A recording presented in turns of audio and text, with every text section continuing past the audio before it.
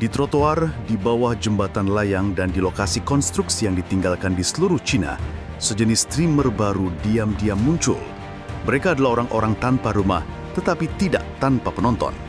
Selama 6 bulan terakhir, platform sosial Cina telah melihat peningkatan dramatis dalam siaran live yang disiarkan oleh individu yang terlihat tunawisma. Sambil memegang smartphone yang ditenagai oleh outlet publik atau power bank pinjaman, para streamer ini mendokumentasikan kelangsungan hidup harian mereka. Makan mie instan di bawah lampu jalan yang redup, mencari plastik untuk dijual, atau hanya berbicara di depan kamera tentang malam yang dingin dan tangga yang lebih dingin. Konten mereka mentah, tidak terstruktur, dan tidak disensor, seringkali menarik puluhan ribu penonton. Tren ini didorong oleh beberapa faktor, karena pengangguran kaum muda melonjak di atas 20% dan ekonomi gig Cina terus runtuh. Banyak pembuat konten online yang dulunya penuh harapan mendapati diri mereka menganggur, diusir, dan tidak punya tempat tujuan. Tetapi bagi sebagian orang, ponsel tetap menjadi satu-satunya alat yang tersisa untuk mendapatkan penghasilan, koneksi, dan visibilitas. Di platform seperti Qshoy dan Douyin, beberapa streamer tunawisma bahkan mulai membangun pengikut yang kecil tetapi loyal. Donasi siaran live yang dikenal sebagai hadiah telah menjadi sumber pendapatan utama mereka. Namun fenomena ini jauh dari membangkitkan semangat. Ini adalah gejala digital dari keputusasaan ekonomi. Banyak streamer secara eksplisit mengatakan mereka beralih ke siaran hanya setelah dipecat dan kehilangan akses ke kesejahteraan atau perumahan. Seorang mantan pengantar makanan berusia 28 tahun dari Chongqing mengatakan kepada seorang pewawancara independen, "Saya tidak punya pekerjaan, tidak punya ID, tidak punya kamar, tetapi saya masih punya pengikut." Pemerintah setempat bagaimanapun tidak senang.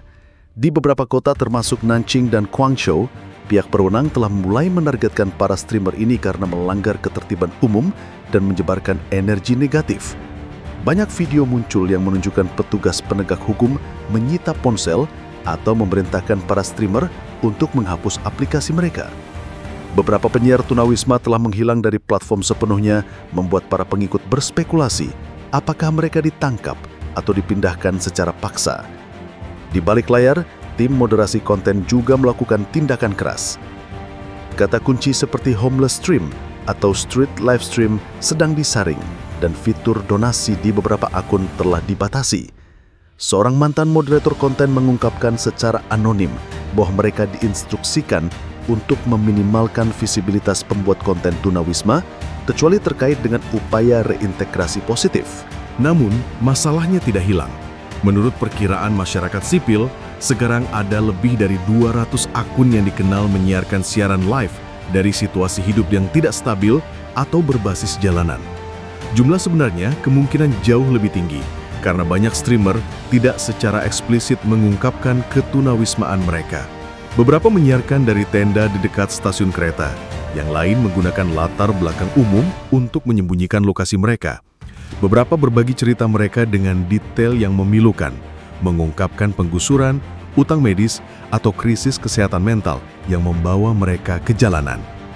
Para ahli memperingatkan bahwa tren ini mencerminkan runtuhnya jaring pengaman sosial China yang lebih luas, kurangnya asuransi pengangguran, perumahan yang terjangkau, dan struktur dukungan komunitas, berarti individu merosot dengan cepat dan terus berada di ambang bawah.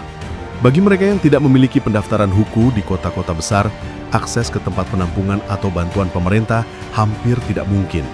Dalam konteks ini, ponsel dan sinyal adalah semua yang tersisa bagi sebagian orang.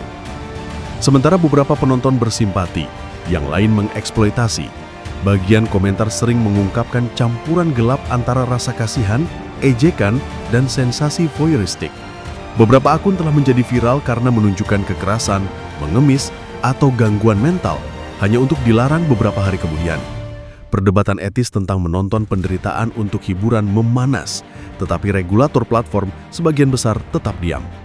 Para ahli mengatakan ini adalah bentuk baru dari kemiskinan digital yang menampilkan kelangsungan hidup untuk mendapatkan uang receh. Ini mengaburkan batas antara konten dan krisis, dan kecuali reformasi yang lebih dalam dilakukan untuk mengatasi tunawisma, pengangguran, dan akuntabilitas platform digital, jumlah streamer jalanan kemungkinan akan terus bertambah.